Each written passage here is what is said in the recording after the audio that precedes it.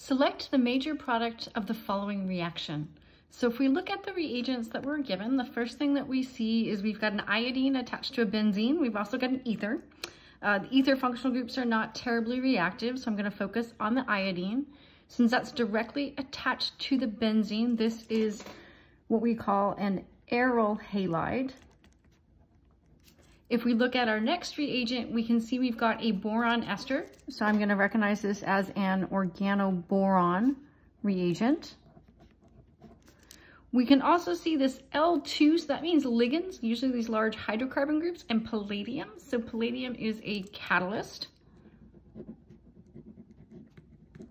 And we also have hydroxide as a base. So hopefully we're recognizing these reaction conditions where we've got a halogen attached to an sp2 carbon, a boron ester, palladium catalyst, and a base. Hopefully we're recognizing this as an example of a Suzuki reaction.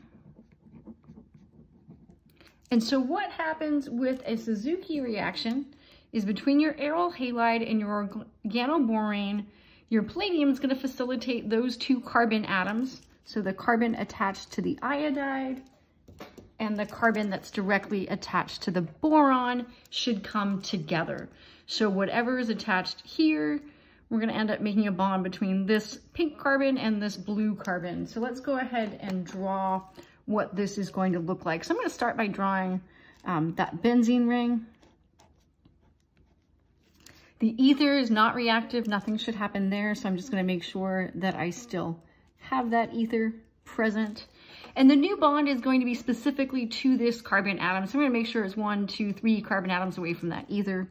And that's where the new bond will be. So we'll make that a different color.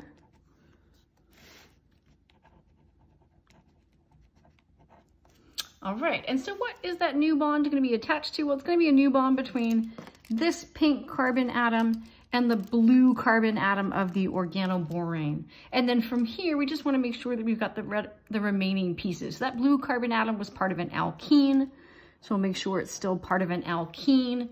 And then this alkene was specifically a trans alkene, so it should still be trans here in the product. So I'm going to make sure that off of this second carbon that the methyl group is pointing in the opposite direction of the other bond. So this new bond is pointing down.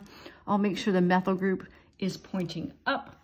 And we've got our stereochemistry retained, and that's it for the product. So if we take a quick little look down here at our possible choices, we should see that this is matching B.